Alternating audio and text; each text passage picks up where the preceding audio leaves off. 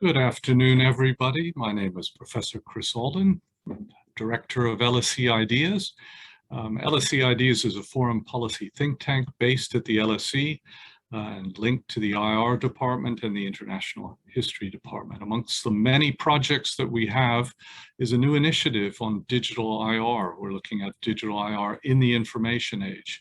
And the aim of this project, in short, is to identify trends and developments in the world of technology, examine their implications for international relations, and reflect upon those over the longer haul. We've got a set of primers, a set of events, and new research as part of the byproducts of what we are putting together here. And we urge you to do, when you get a chance, take a look at our website, LSE IDEAS Digital IR. We are very pleased to have Kaja Ciglic with us today, who is going to help us launch this project formally into the public domain. Kaja is a Senior Director of the Digital Diplomacy Division at Microsoft Corporation. She leads Microsoft's work on digital peace, focusing on encouraging international peace and stability online. Previously, she worked in the company's international cybersecurity policy network. Before joining Microsoft, Kaja worked at the APCO, APCO Worldwide Technology Practice in Seattle and worked as a director at APCO Worldwide Brussels office as well. She holds a BSc in International Relations and History and an MSc in European Politics. I'm very pleased and proud that that's from the LSE, in fact. So it's welcome back, even if it's a cyber form of that. Over to you, Kaja. Thank you. I'm going to share my slides and hopefully you can see them. Thank you. And it's great to be back. I think being at LSE, both for my undergrad and postgrad, was lots of fun. So anything I can do to come back, even virtually, though hopefully at some point soon we can all travel again. So that would be good as well. So thank you for inviting me. I'm very excited about helping launch this process project. And I will talk a little bit today, whilst not distracted by the dog, about the importance of diplomacy effectively in cyberspace today. And we'll talk a little bit about Microsoft, what Microsoft is seeing in this area, what are some of the latest trends that we have been observing, as well as what's going on in the geopolitical sphere. I will also talk a little bit about some of the initiatives that we have been pushing as a company, hopefully to advance peace and stability online, and then leave a fair amount of time at the end to have a conversation, hopefully with you all. So get ready to ask any questions. To start with, the cyberspace today. And I think cyberspace is effective. This is a truism, but it is changing every day. I think what we have seen over the past 2 years has been a dramatic shift to all of us, working, conferencing, speaking to friends and family online. So the shift that has already been ongoing in terms of greater digitalization has only accelerated. And that has meant that both increasing number of people are online, many people in emerging economies in particular are only now coming online and coming online in millions. We had the sort of like a map a few years back that sort of has little bubbles in terms of how many people are online in each part of the world, and sort of as proportion of the population. And looking at countries in Africa in particular, the Nigeria, South Africa, but then also countries like Indonesia, those are massive populations and populations that are increasing. So the shift will, over the next few years, most definitely go from the West, where we had the biggest bubbles for the longest time, to more emerging economies, and not just the usual suspects that we often think, China and India, but other countries around the world as well. Sorry. At the same time, we are also seeing a greater number of devices online. Whether you're thinking about phones, whether you're thinking about speakers, whether you're thinking about devices in factories, again, the numbers are growing day by day. And that means that the cyber attack surface is also growing. So the area that, whether it's criminals, whether it's nation states, whether it's a combination of both, actors that can go after, whether it's for money, whether it's for espionage, whether it's for some other purpose, is growing day by day. So even if we continuously increase investments in cybersecurity, and as we become more aware as individuals in terms of what we should be doing to be safer online, because the potential scope, the potential pie is growing, the attacks are growing day by day, and their impact is growing day by day. States are responding to this in different ways. First of all, they are acting as defenders effectively. So, as their role in national security, as domestic legislator, they're investing in, whether it's legislative initiatives on protecting critical infrastructures, or in just capabilities in terms of defense. So creating national cybersecurity agencies, creating offices where they can talk to each other, recognizing that this is an area that really requires international cooperation, as well as, increasingly, which, is also why we at Microsoft have a digital diplomacy team, investing in sort of cyber as part of foreign policy. And this is where you see the companies now increasingly starting to talk to foreign offices, ministers of foreign affairs, on some of these issues. Then at the same time, they're also investing in offensive technologies. So the number 60 up there is a number that's a few years old, that I think it was Washington, was the Wall Street Journal that sort of kind of went through the list of potential of states that have either potential or declared military offensive strategies, but the number is going up day by day almost. The attacks, the nation state attacks, are similarly increasing. The slide is just sort of a highlight of some of the most prominent attacks that have received attention over the past decade or so. Stuxnet is probably still the most famous one. This is the attack on the Iranian nuclear power plants back in 2009, I feel, which is widely thought about as being a nation state attack, although has never been attributed.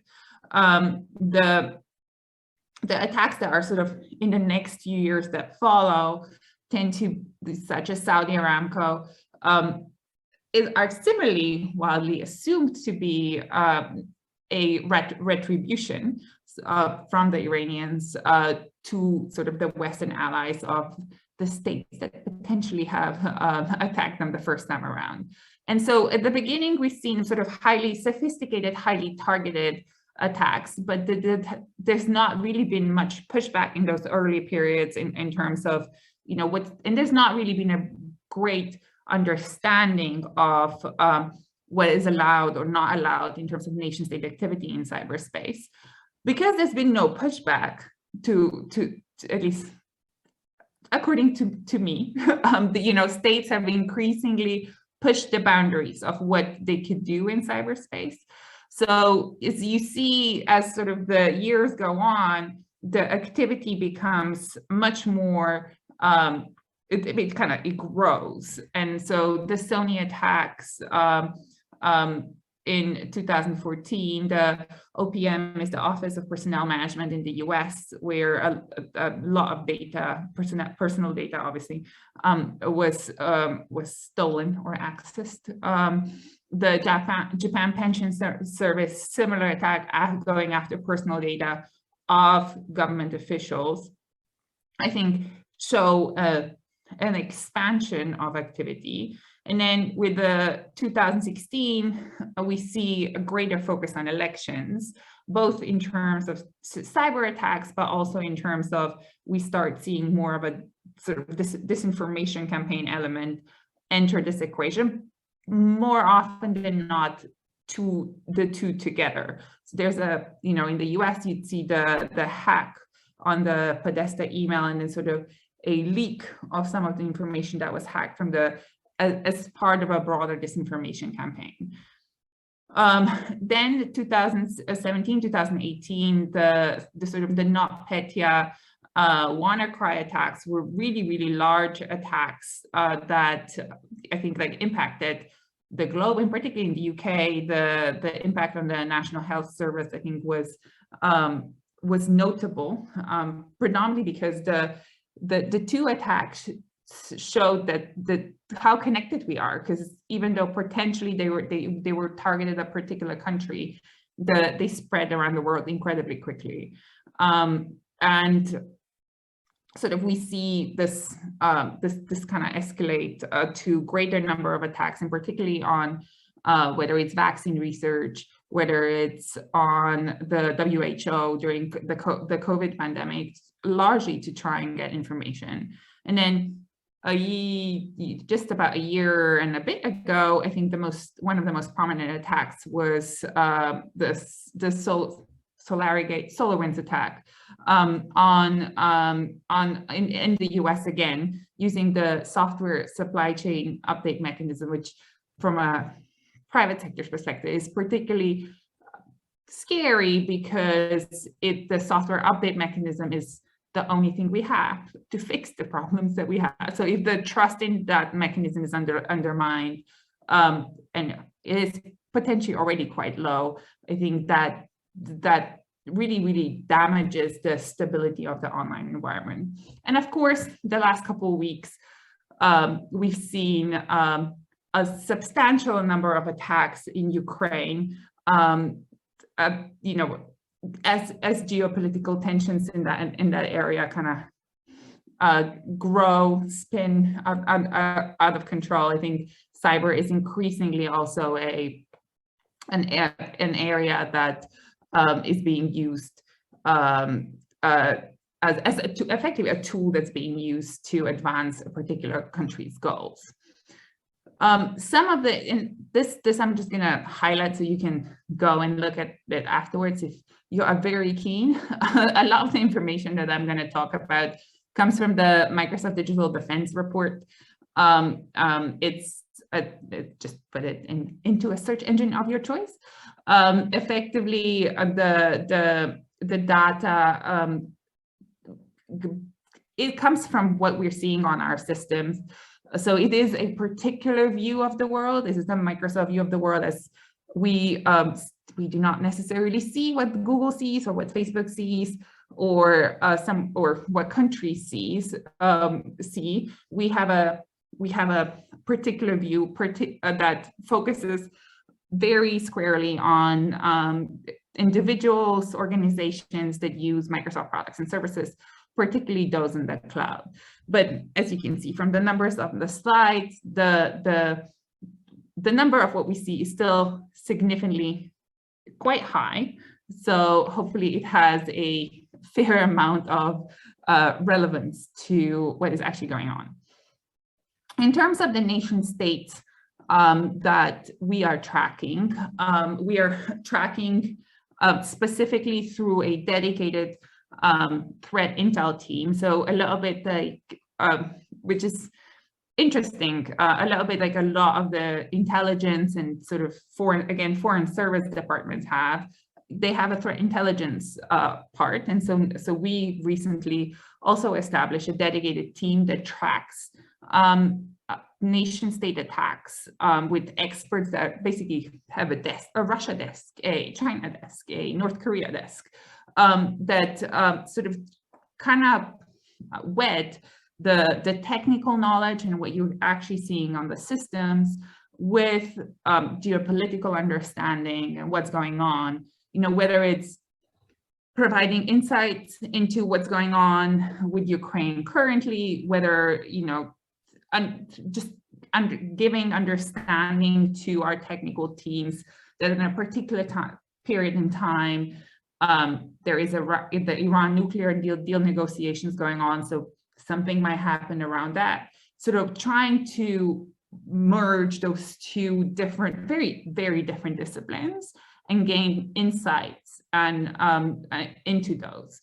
And so the countries that we track, or not countries necessarily, the actors that we track that we think are nation state actors, and we have given them names from the periodic system. So there's no common nomenclature across the industry and also across governments in terms of how the different actors are called.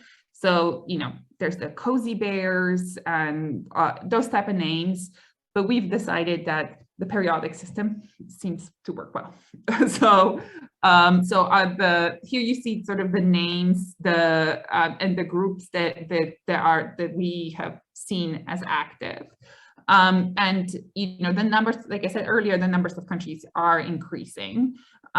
This year, in the report, we've added Turkey as the first NATO member, that we have actually actively seen go after our customers, as well as Vietnam. But the most active continue to be Russia, North Korea, and China. I think for North Korea is also fairly interesting to recognize that they are one of the actors that go, even the state actors associated with governments are one of the actors that go after money, because the vast majority of nation state attacks have basically still an espionage aim in mind, which is why you also see on this slide the think tanks, the academia, as well as obviously governments are the most targeted groups, because people are after information. But North Korea, because the sanctions have made such an impact on the government, means that a lot of the government sectors are not funded, including the sort of the cyber part. So they need to self-fund. So that basically means that as part of their operations, they also go after money. And I think there was, I'm now going to forget the numbers, I'm not going to say it, but I think there was an article earlier this week. There was a few articles earlier this week. The UN came out with an estimate. I'm going to say it was probably $400 million, but again, I'm not sure if I remember correctly. It was a large number of how much money the North Korean nation state, as the actors associated with North Korea brought into the country over the past year. Here, in terms of the states that we see are as the most targeted, I would also just keep in mind that the vast majority of the information we can see and we can gather is from the cloud environment, so not necessarily on premise. So this also skews the data a little bit. So the US is very high, just because they've moved to cloud much earlier than some of the other countries, but it's probably still fairly accurate. With that quick overview of what we're seeing, I also wanted to talk a little bit about what should be done around all of these areas. This slides kind of explains why Microsoft is engaged in this space. We think this is a shared responsibility. You know, as industry, we need to invest in the security of our products and services, but also it means that unlike other domains, we own and operate the vast majority of what is being attacked at the moment in cyberspace. And that means that we know and understand how to fix some of these issues and can point to what attacks could be particularly problematic. I mentioned the supply chain attack earlier at the beginning, but there's others in this space. And this is why Microsoft now for over a decade has been engaging in international discussion in this area.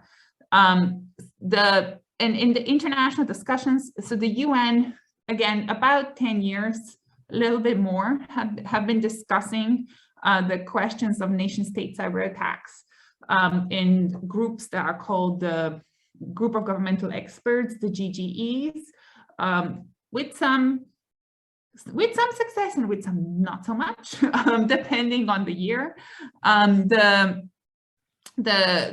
Last year was surprisingly a fairly successful outcome. There were 2 discussions that were ongoing, the GGE, but also an open-ended working group on cybersecurity, both as part of the Disarmament Committee in the UN, one sponsored by the Russians, but one sponsored by the Americans.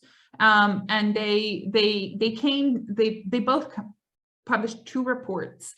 Both the reports were in alignment and underlined some very fundamental principles, such as international law needs to apply in cyberspace, and that includes international humanitarian law, it includes human rights law, and sort of the UN Charter in its entirety.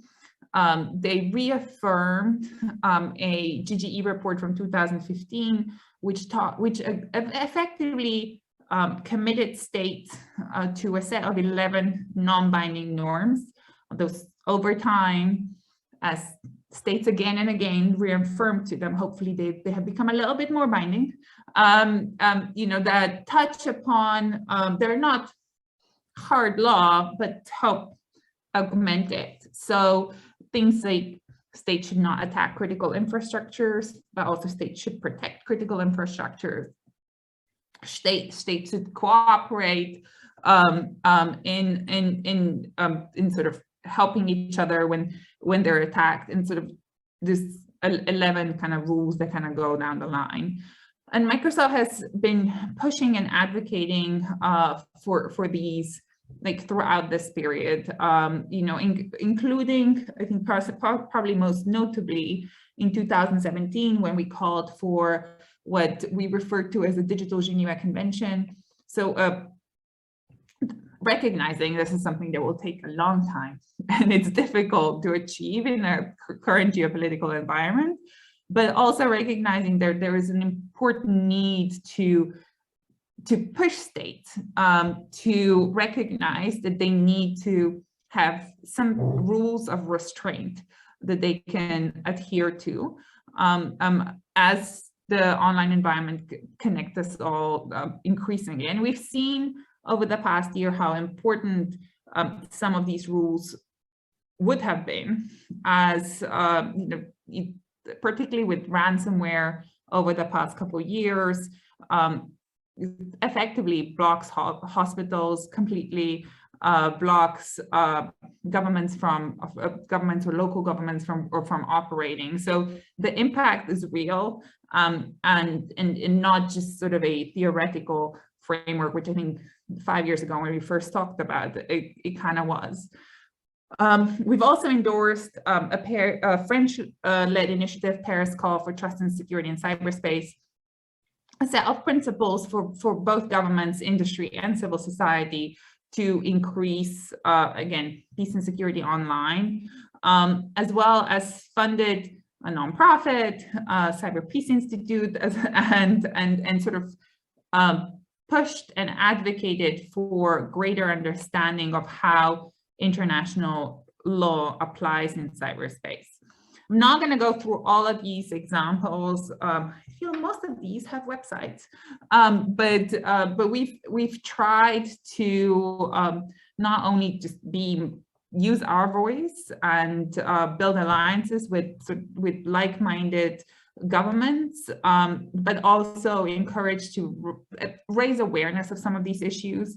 I think the last 6 months it's been in the news. Cyber warfare has been in the news a lot, but even a year ago, you know, it was hard to break through the media landscape and try to ensure that people understand how important some of these issues are. So that bringing in nonprofits, bringing in civil society, academia, as well as others in the industry has really been a priority for us.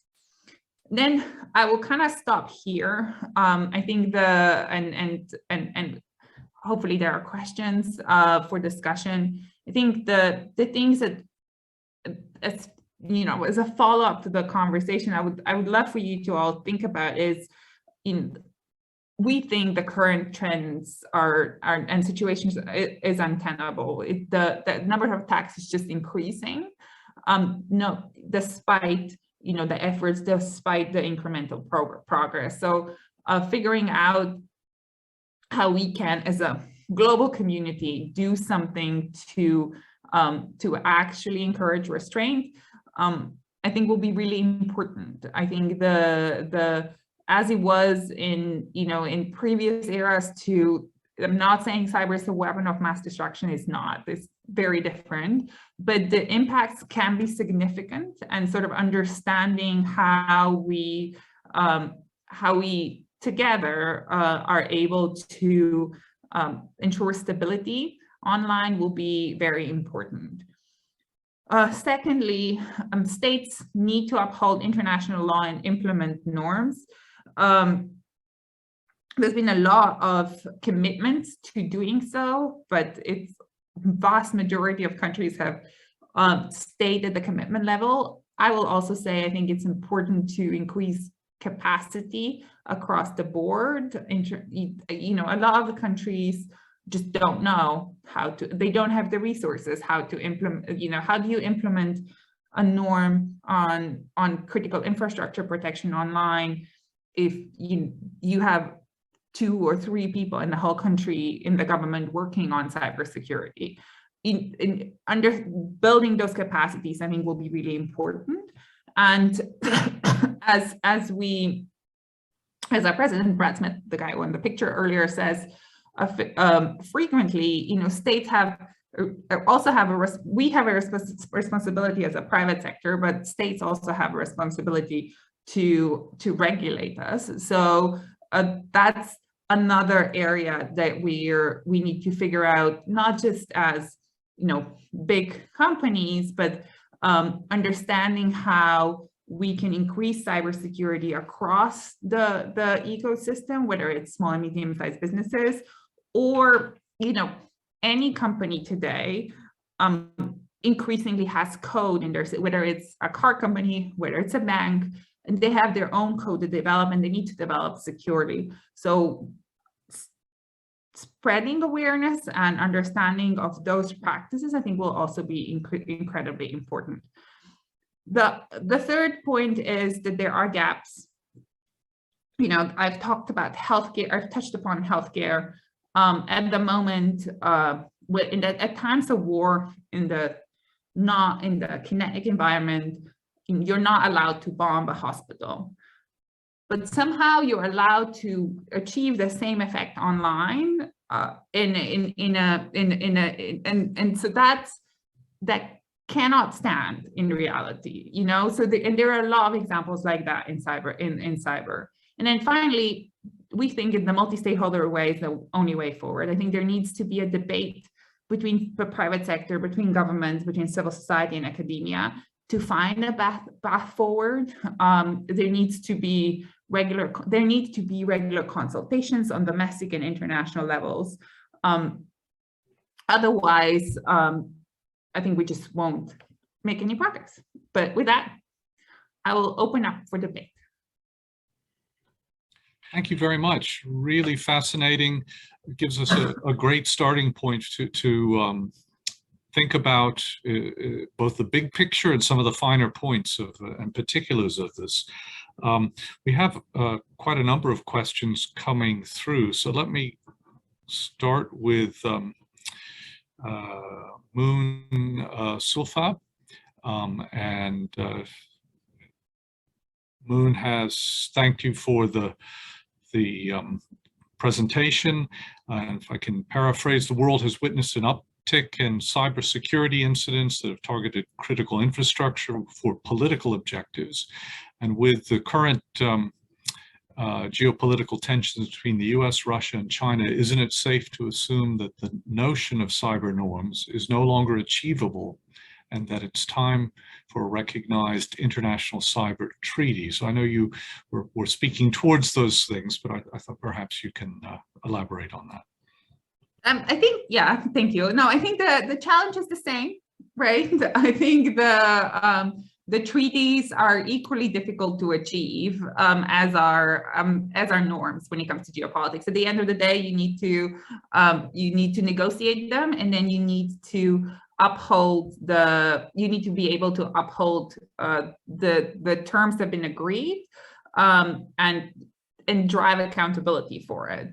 I think in the current environment, it's very difficult to achieve either. But we've seen over the past year, as I mentioned, the UN processes were able to come to an agreement. The agreements were progress was very incremental, and some of this I will also say is just diplomacy. This is a new field, and I think they've been talking, like I said, they've been talking about this for about 10 years, which, if you think about how long it took for like maritime or space or any of these areas of law to emerge, I think that, the diplomats think that they're probably making lightning progress. It's just that technology moves faster. So I think the question is not, it's not necessarily an either or. I think we probably need both. I think the question is at what time we are able to negotiate. This is the bit where I get very negative, I feel, which is, we've seen in the past on many other issues that what you need is a sort of a big external event that kind of shakes countries up a little bit and motivates them into a set of things where they're able to make compromises and agree. And I think that we might at some point need this on cyber. I think at the moment, there are several, there are several states that have vast resources and across the board. I think I wouldn't necessarily say, this is something that the West doesn't do or the East doesn't do, to go very Cold War, but I think, and so it's not necessarily in their interest that they to sort of negotiate a set of issues that would effectively restrain their operations. At the same time, I do think there are things like the global financial system, or that if it was actively undermined online, all countries would suffer. So I'm sure there are areas where I think we can make progress, but I think at the moment is kind of like making those small steps forward. And there are quite a number of other questions as well, but if I could jump in for a minute and ask you on the point of diplomacy, do you think that certainly cyberspace is a distinctive sphere? It has material content and it has the somewhat immaterial form. Does diplomacy, digital diplomacy, does it differ in some way, or is it really just the kind of diplomacy we saw? You even by you've made reference to previous just a moment ago, to diplomatic practices, multilateral, multi-stakeholder practices. Will it be different to pull this together?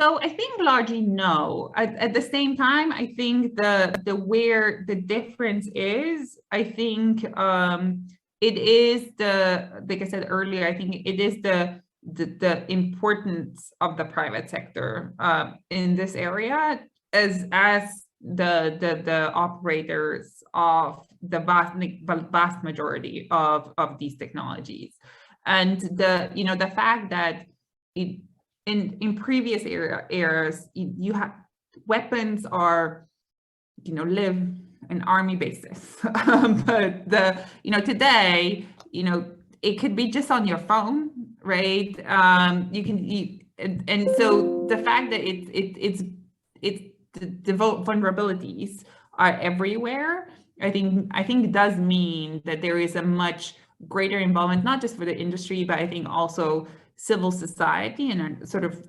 understanding the day-to-day impacts that some of these technologies could have on people. I think that's where it differs, and I think that's where the discussions need to change meaningfully from just particularly because these are issues of national security, focused, just closed door discussions, to actually bringing in other participants that are able to share both in terms of the impact on, like I said, individuals, but also the what is going on and sort of how some of these technologies interconnect with each other, because I think that's not necessarily always clear to everybody. But otherwise, I think it is a very similar practice that a lot of the other ones have been in the past. I will also say I think states are starting to recognize that it needs to be a bigger tent. They themselves are starting to appoint cyber ambassadors. I think a lot of countries, I think maybe Denmark was the first one, but I think others have followed suit. I think the US just recently, there was an article yesterday, sort of, they still don't have a person, but started building a cyber bureau. There's a lot of countries that, the cyber ambassador could be a post that is appointed to effectively the Silicon Valley, but also oftentimes is a roaming ambassador that sits in the nation state, so in the capital, but then sort of has a focus solely on the cyber processes, and not just the sort of norms, but other discussions that are going on, whether it's on disinformation, on hybrid threats, on cyber crime, as a treaty is being negotiated there as well. So and also have part of their role to engage with the broader multi-stakeholder community. So I think we're slowly getting there, but very slowly. So our diplomats aren't out of business, in fact, no. Just retooling in some way. Yeah. Okay. We have David Webster, Global Tech Connect. He's talking about Lloyd's insurance brokers recently announced that the cyber insurance will no longer cover attacks by nation states. This has huge implications, and attribution is now worth a lot of money. Do you think that Lloyd's new policy is a good development? Is it viable? In fact, I would add.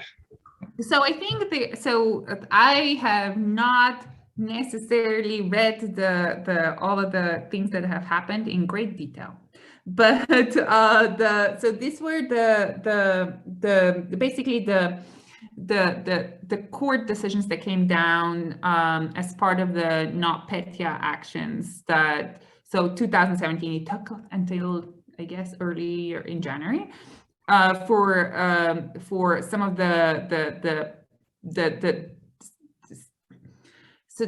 there were a few insurance firms that were sued for not paying out because it was allegedly a nation-state attack. It was a nation-state attack. So, and sort of the exclusion applied. I think in between, a lot of the definitions changed a little bit. The insurance policies have shifted, so there are still. And again, like I've not followed this in super a lot of detail, but my understanding is there are still cyber war exclusions. There are maybe narrower, but there's not been a dramatic shift just because of those decisions. In terms of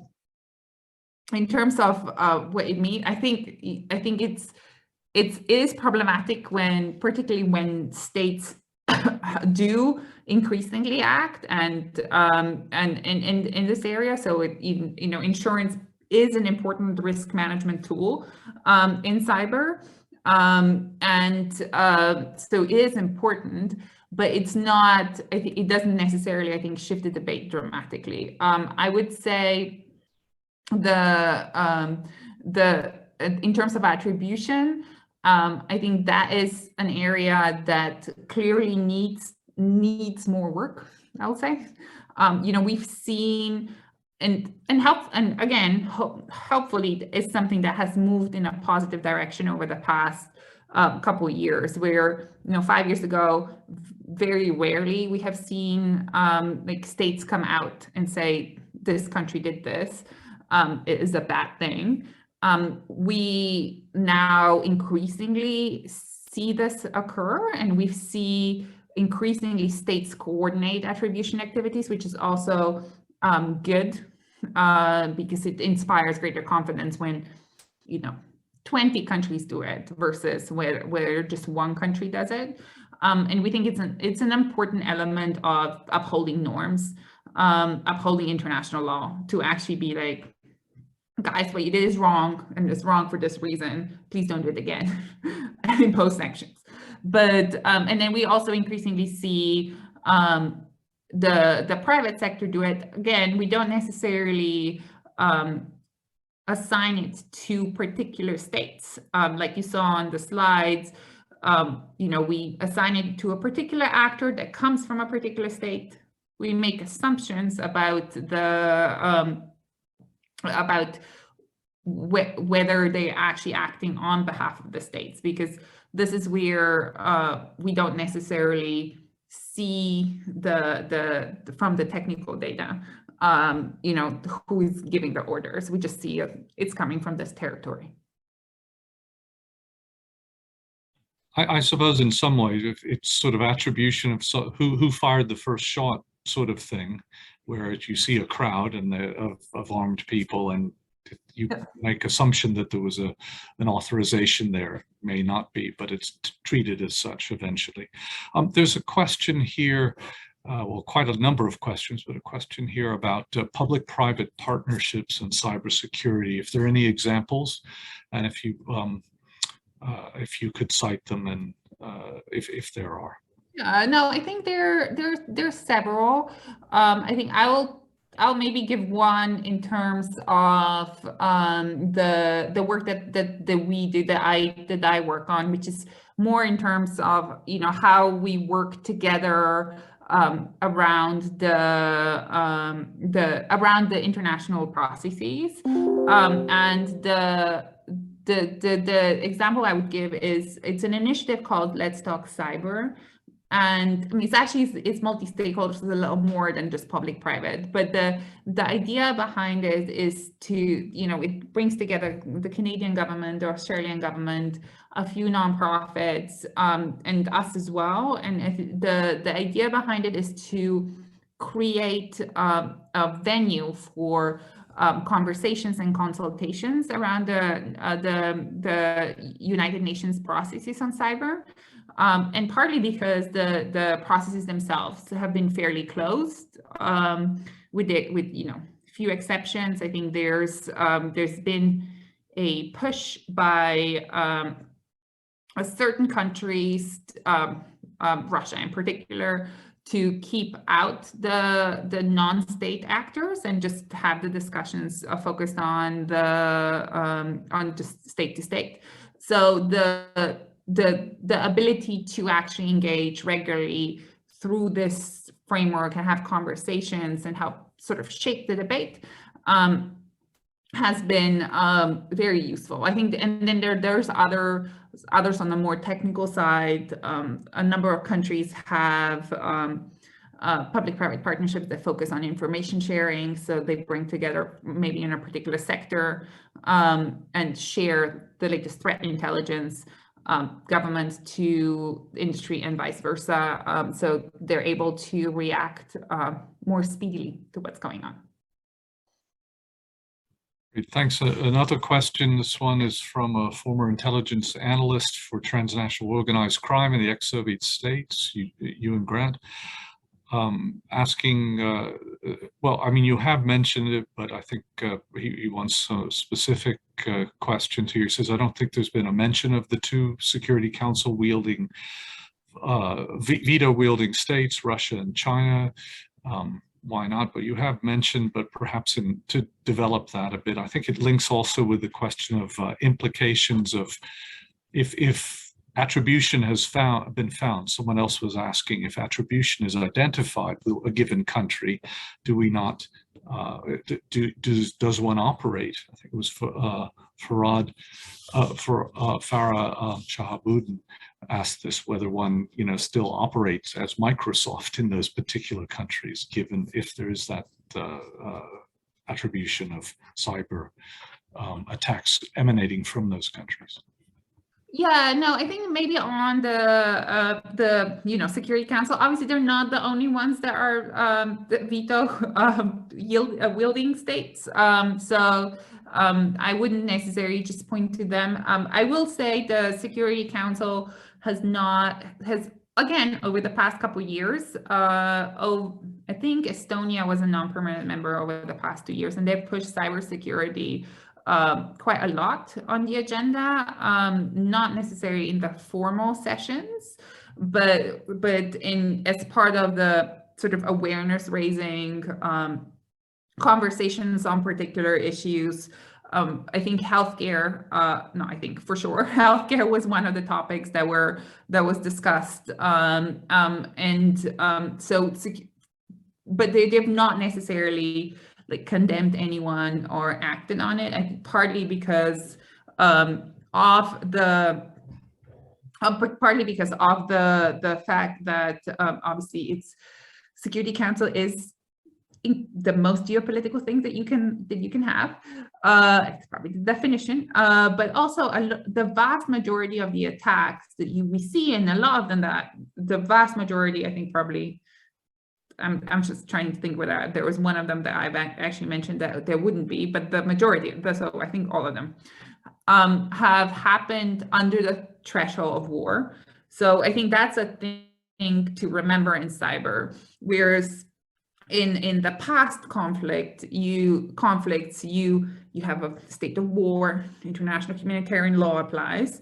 What we see today is constant attacks, constant ongoing probing, planting things, discovery, and without there being below it in peacetime, effectively in peacetime. So I think that's the difference to also think about a little bit in terms of where we are. I think there's not really been I think for sure there's not been an attack that has gone above that threshold in terms of there's not been a state that has called out it as an attack, for instance, on a NATO member or something like that.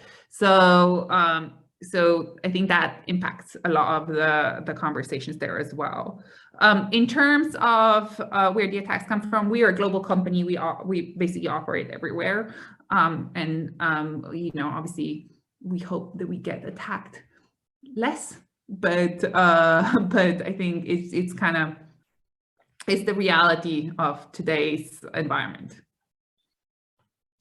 Good. We got another question. So the speaker says, appreciate the need to shift to multi-stakeholder models with more private sector engagement. Will this create an imbalance as small companies or startups or, I'm sorry, I've just lost the very question. Will this create an imbalance between, I'm having trouble with my chat here, side of things. Yeah. I see the question. Okay. I will. Will this create an imbalance as smaller companies or startups may face a barrier engaging with longer international, highly technical negotiations and consultation? Yes. Yes. How can national governments incentivize or support their companies to engage? I think that's a very fair question. And I think, from our perspective, even if you look at the number of, even if you look at the nonprofits, it's difficult to follow the international processes. It's difficult, in particularly if they're, I think maybe the last couple of years have been a little bit easier because a lot of things have been webcasts, but if they are just sort of, you need to go to New York or Geneva to follow the negotiations, they're cost prohibitive also for both the industry, particularly the smaller ones, and the civil society and academia. So I think there is there are definitely things that, and also they're difficult to understand because they are very specific processes that if you do not follow and you kind of come from the sort of private sector background where it's like I said, like I think referenced earlier, the speed is of the expectation of how quickly things move is very different from the sort of, it might take 10 years plus to get to a treaty. I think that will be, I think, difficult. So I think from our perspective, we've attempted to bring trade associations on board as well. So things like International Chamber of Commerce have been participating, following, and sort of hopefully sharing the information back out to their sort of domestic chapters. On the industry perspective, the Cybersecurity Tech Accord has been like a group of 150, both small and large companies that have been really engaging and active in it. But there's other things for sure that states can do domestically. I think I'll give an example on the cybercrime treaty negotiations because it's sort of adjacent, but very similar in terms of the process. It was supposed to start. The negotiations were supposed to start about 2 weeks ago, but they were postponed because of COVID. But a number of countries ahead of time have held national consultations. Just in terms of trying to understand what their positions should be and what their industry, their civil society would like the countries to advocate for, and not just big countries. So the UK did it, the US did it, but I'm Slovenian. Slovenia did it too, and there was I was very positively surprised because there was so much, for the Slovenian one in particular, there was so much interest. There were I think there were over 50 participants. Everybody had ideas, suggestions. So I think if states are willing, and again, yes, it's complicated. It adds to the sort of burden of negotiations. But I think there is a thriving community that would love to actually be able to input into the negotiations. So I think consultations are the best way forward. Obviously, ultimately, states still decide, and they are the ones in the negotiation process, and they should be. But I think they can gather a lot of input ahead of time. Great. We're running out of time, actually. And we've still got quite a number of questions. So I'm going to pick one or two and ask you if you can speak to these fairly shortly. One question here is, to what extent do you consider a cyber weapon the disinformation or propaganda campaigns via social media? Was Cambridge Analytica a cyber actor weaponizing Facebook, according to you, or not? So we have typically, and we have typically really focused on the traditional attacks, the attack networks, and I think it partly because it's easier, partly this is the focus that has been on the discussions in the United Nations as well, in terms of how can you track and limit some of these attacks? Obviously, disinformation campaigns, particularly the ones that are sponsored and driven by state actors with the objective of effective foreign interference, whatever the objective is, like create distrust, create misunderstanding, influence elections, whatever it is. I think that these have been areas of state engagement forever. I think whether you look at the Cold War, whether you look at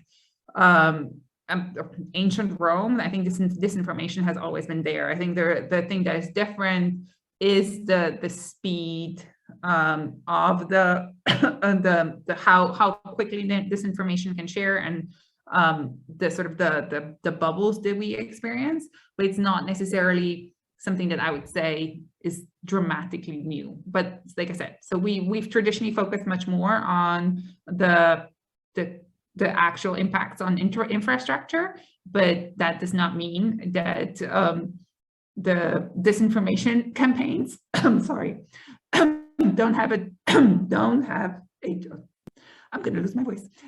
dramatic effect on our society today, because they clearly do. Great. I think time for one last question, and then this is the emerging cyber diplomacy phenomena has appeared as a way to mitigate cyber attacks and regulate cyberspace. To what extent do you think cyber diplomacy, this thing jumps every time I'm in the middle of this, something else comes in. I think cyber diplomacy shares features with traditional diplomacy, given the radical differences in time, machine time, human time, and space? So I think that obviously again, speed is important here, but diplomacy is critical for building relationships and for things like confidence building measures.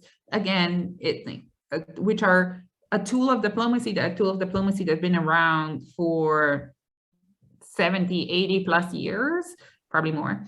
They are equally critical today. And so from that perspective, I think that there's not much has changed, right? I think in terms of when something happened, being able to reach out to your counterpart and have a conversation and sort of build, and hopefully understand whether something that you are seeing you have a conversation about whether something you're seeing is a threat, or it's an offensive posture, it's a defensive posture, or it's just a misunderstanding.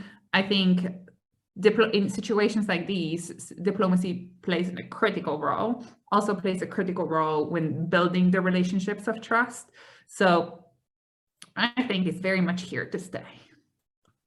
Great, thanks. It's a great note to leave on. Thank you again, Kaja, for really a tour de force, covering all this ground and fielding many a question as well. I'm so pleased that you were able to share this time with us and to help us open up the topic and digital diplomacy more generally. And thanks again to our attendees, I'm sorry that we didn't get to every question. There will be other opportunities to come around and digitally and possibly, as Kaja was saying, in person in future. So thank you again, and have a good afternoon. See you soon. Bye. Thank you.